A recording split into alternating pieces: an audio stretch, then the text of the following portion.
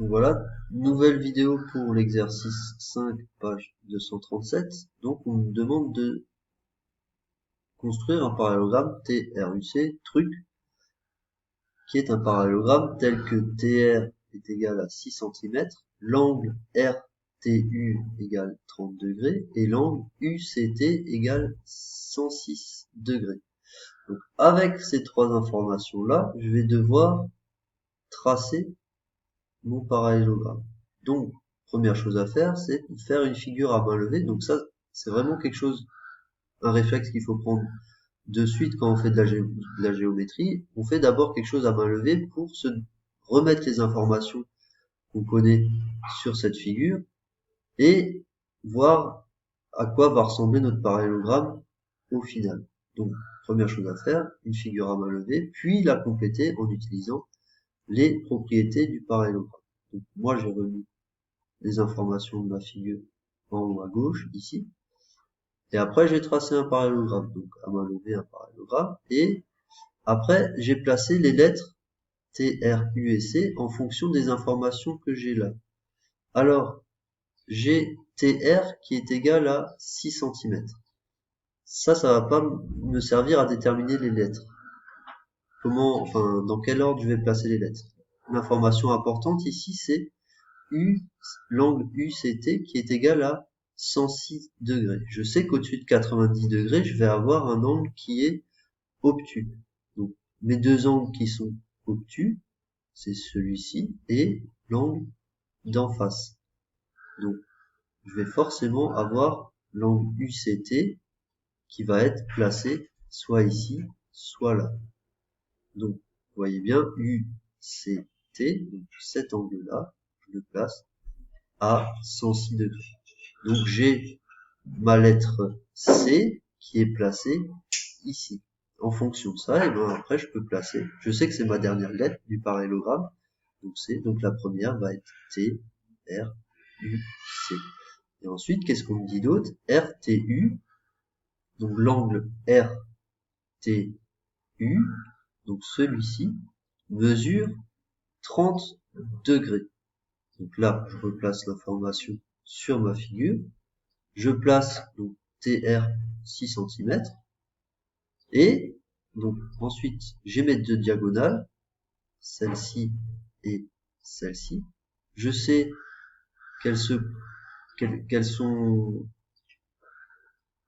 coupées en deux et qu'à chaque fois, les deux parties, elles sont égales. Donc cette partie-là sera égale à celle-ci, celle-ci sera égale à celle-là. Voilà, donc là, j'ai fait ce qu'on m'a demandé. Donc je l'ai complété avec les informations que j'ai ici et en utilisant les propriétés du parallélogramme. Donc j'ai dit que les diagonales, elles se coupent en leur milieu. Donc ça, j'ai rempli avec les signes là. Qu'est-ce que j'aurais pu rajouter sur la figure? C'est que les côtés opposés, ils ont même longueur. Donc RU serait égal à TC. Donc là, j'aurais pu rajouter des signes pour dire que ces deux côtés-là sont égaux. Et pareil avec TR et UC.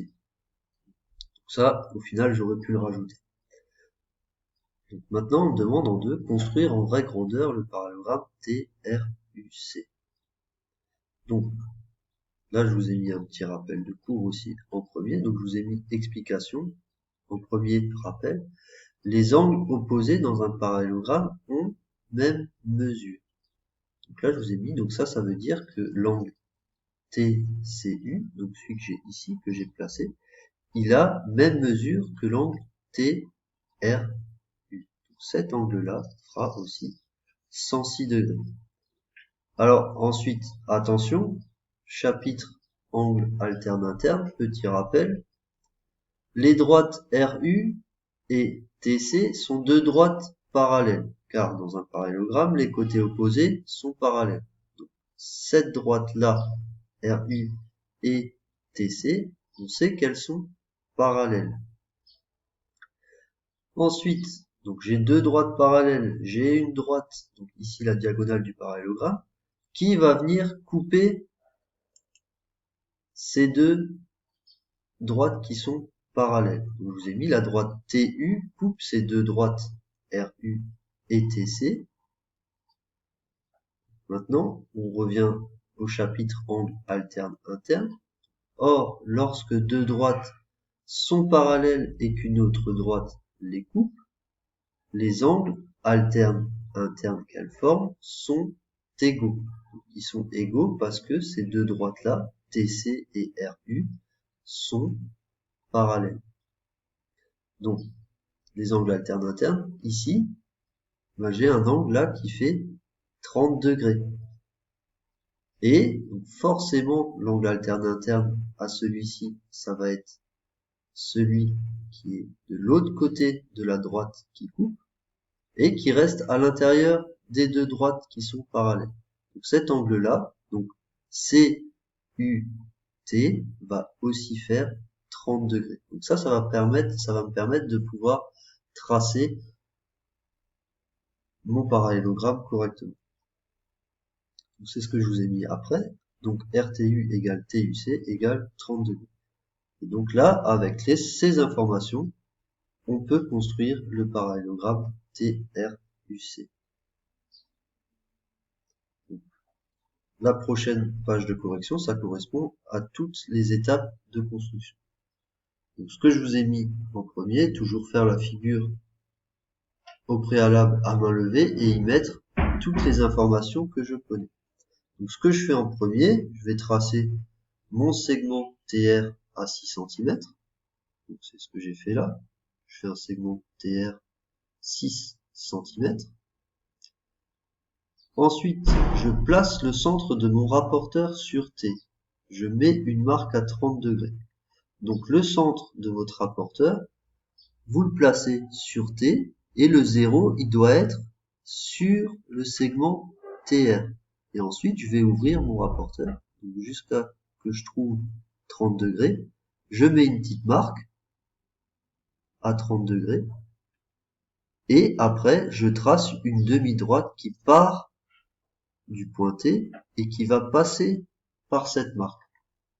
Donc là, au final, j'avais placé mon 0 sur le segment TR, mon centre est sur T, je mets une petite marque à 30 degrés et après je trace ma demi-droite partant de T et qui va passer par ma marque à 30 degrés.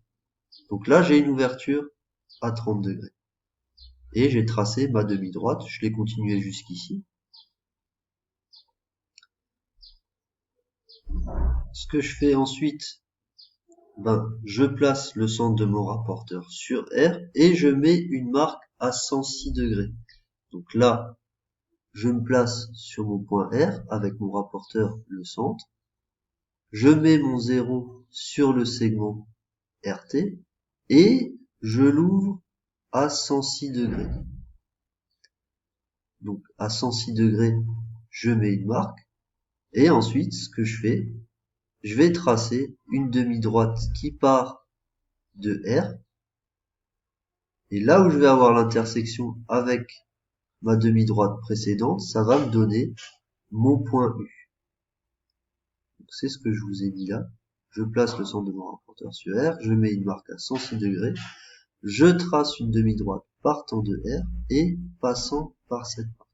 Ce que je vous ai mis l'étape suivante, à l'intersection des deux demi-droites, j'obtiens le point U. Donc le point qui est ici.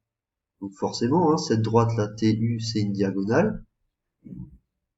Ça va être un de mes côtés. Et forcément, quand mon côté il va rencontrer la diagonale, ça me donne le point d'intersection du parallélogramme. Ça sera le point U. Ensuite, qu'est-ce que je sais d'autre? Du coup, j'ai cette diagonale-là qui est tracée. Donc là, je sais, avec ma figure d'avant, que cet angle-là est le même que celui-ci parce qu'ils sont alternes internes. Donc, je me place au point U avec mon rapporteur, donc le centre de mon rapporteur sur le point U, je mets mon 0 sur la droite TU et je l'ouvre à 30 degrés et à 30 degrés, je mets une marque et je vais venir tracer une demi-droite qui part de U et qui va passer par cette droite-là. C'est ce que je vous ai mis ici. Au préalable, j'avais d'abord tracé, donc je vous ai d'abord mis, je trace une demi-droite partant de R et passant par le milieu de TU. Donc, ce que j'avais fait avant de faire ce que je vous ai dit, je me suis placé à R et je suis passé par le milieu de la diagonale TU. Donc là, ça me donne l'autre diagonale. Je sais que cette diagonale-là, elle va passer par le milieu de TU. Ça, c'est une propriété des parallélogrammes. Et donc là, j'ai tracé cette demi-droite-là. Donc, ce que j'ai fait ensuite,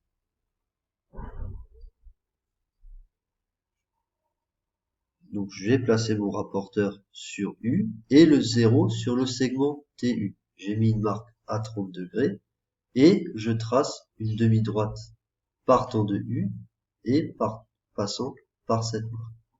Donc là, je me suis placé sur U, le 0 sur TU, j'ouvre à 30 degrés, je mets une petite marque et ensuite je trace une demi-droite qui part de U et qui va passer par cette marque. Pardon.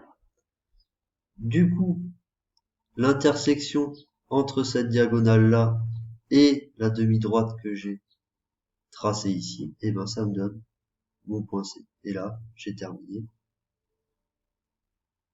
L'intersection de cette demi-droite avec la précédente, donc qui correspond à l'autre diagonale, et le point C. Qu'est-ce que j'ai plus qu'à faire? Je relie le point C et T et j'obtiens mon parallélogramme T, R, U, C. Donc là, avec le peu d'informations que j'ai là, et en connaissant les propriétés de mon parallélogramme, eh ben, je peux reproduire aisément cette figure. Donc voilà, ça c'était pas un exercice facile, il y en aura des plus simples pour la suite, mais c'est bien de comprendre les différentes étapes à appliquer pour la construction d'un parallélogramme. Vous verrez, les exercices d'application qui sont ensuite dans le livre seront plus simples, mais c'est vraiment les exercices les plus intéressants et à savoir refaire. Donc voilà, bonne journée à vous, et puis je vous enverrai une correction pour les prochains exercices que je vous ai donnés hier.